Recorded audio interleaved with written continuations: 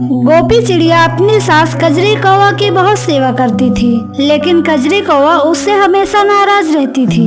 गोपी चिड़िया कजरी कौवा के लिए खाना लेकर आती है। लीजिए माँ जी, खाना खा लीजिए। और जब सगनी कहेगी तेरे हाथ से खाना खाऊंगी, कहीं तो जहर न मिला के दे दे। गोपी चिड़िया रोने लगती है और रोते हुए अपने कमरे में चली जाती है। माँ जी पता नहीं क्यों मेरे साथ ऐसा करती हैं। तभी वहाँ पर बंटी कबूतर भी आ जाता है। अरे भगवान, क्या हुआ? अरे भूख लगी है भाई, जरा खाना वाना कुछ खिला दो। ठीक है, लाती हूँ। गोपी चिड़िया बंटी कबूतर के लिए खाना लाती है और बंटी कबूतर जैसे ही खाना खाता है वह लुढ़क कर नीचे गिर जाता है। अरे क्या हुआ? आप नीचे कैसे गिर गए? हटिया आप सगुनी कहीं की, जब से तू मेरी जिंदगी में आई है कुछ न कुछ हो ही रहा है। जा जल्दी से माँ को बुला के ला, लगता है मेरा पैर टूट गया।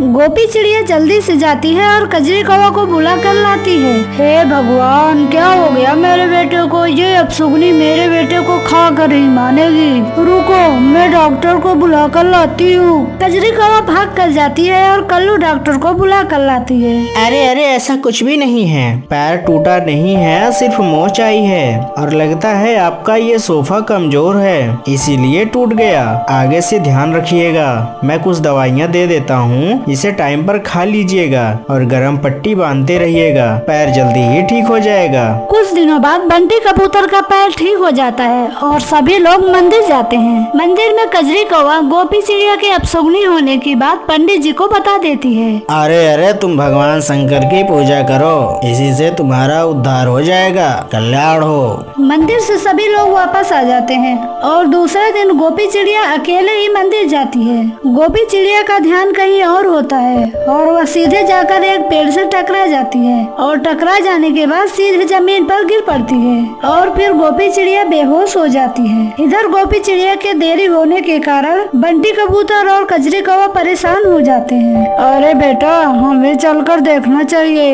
ये गोपी चिड़िया कहाँ रह गई? बंटी कबूतर और कजरी कौवा दोनों गोपी चिड़िया को ढूंढने के लिए जंगल में निकल पड़ते हैं। थोड़ी ही देर में उन्हें गोपी चिड़िया दिखाई देती है और वह दोनों गोपी चिड़िया के पास जाते हैं। गोपी चिड़िया जख्मी होती है तो बंटी कबूतर उसे उठाकर घर लेकर आता है। फिर कजरी कौवा और बंटी कबूतर दोनों गोपी चिड़िया से माफी मांगते हैं। मुझे माफ कर दो बहू, ये सगुन और अपसगुन जैसी कोई चीज नहीं होती। फिर सभी लोग गोपी चिड़िया के साथ खुशी खुशी रहने लगते हैं।